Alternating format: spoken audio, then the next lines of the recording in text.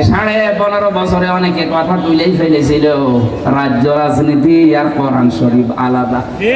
অথচ এটা পুরা হাদিসের বিরোধী কথা। আলা ইন্নাল কিতাবা ওয়াস সুলতানা লা ইফতারিকান।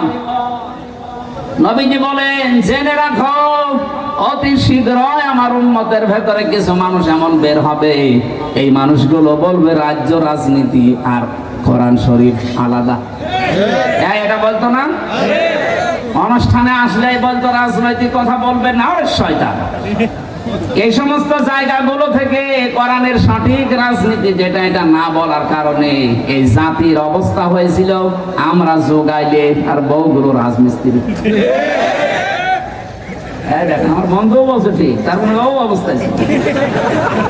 আমরা সবাই অবস্থায় পড়ে গিয়েছিলাম। পুরুষ মানুষ করবে রাজনীতি, কথা বলে না কেন? এটা আমি বানালাম? এটা রাজনীতি করতে হলে, নেতা হতে হলে এটা কি মহিলা না পুরুষ? আপনি তাকান আমেরিকার দিকে, ওরা সাথে মাতাল হলো, তাহলে ঠিক আছে। এত বছরের ভেতরে কোন মহিলাকে দেয়নি। হ্যাঁ, পাগল ছাগল দেবে, কিন্তু মহিলা দেবে না। তাই বলে আমি ট্রাম্পকে পাগল বলছি না, আপনি বলতে পারেন। এইরকম মানুষকে বসিয়েছে, কমলার মতো মানুষকে বসায়নি। এই কথা বলে না কেন? ওরা সাথে মাতাল হলেও তাহলে ঠিক আছে। নবীজির হাদিস আছে, লা ইউফলিহা কওমুন, লান দিয়েছে ইউফলিহা, মজারের আগে লান আসলে অর্থ হয় কখনোই হবে না। বিশ্ব নবী গ্যারান্টি দিচ্ছেন কখনো ওই জাতি সফল হচ্ছে না, হবে না, যে জাতির নেতৃত্বে কোনো মহিলা আছে। আমরা এই কারণে সফল হতে পারিনি। এই হাদিসটা আমরা বিশ্বাস করি না। এক কথা বলেন না কেন? মারা মন থেকে বিশ্বাস করেন 100 ভাগে হাদিস দেখি তো, লিল্লাহি তাকবীর। আন্দাজ হাত তুলবেন না ভাই, সামনে বিরানি আছে।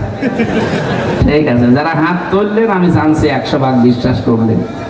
আগামী থেকে আমরা সিদ্ধান্ত নেওয়া লাগবে, কিয়ামতের আগে দেশে কোনো মহিলা যেন না বসে। পুরুষ মানুষ হোক, চাচা এর সঙ্গে মতো হোক, অসুবিধা নেই। সকালে এক কথা বলে, বিকালে আর তারপরও অসুবিধা নেই, কারণ অন্তত পুরুষ মানুষ। কোরআনে কারীম জানিয়েছে, আর রিজালু কাওয়ামুনা আলান নিসা, পুরুষ হবে নেতা। কে বলছে? বলেন বলেন। আর মেয়েরা থাকবে তাদের আজ্ঞা পাবে। কিন্তু আরো পুরা সৃষ্টি আমেরিকায় হাদিস মানে দেখেছেন, এই জন্য তারা সফল হচ্ছে মনে হচ্ছে।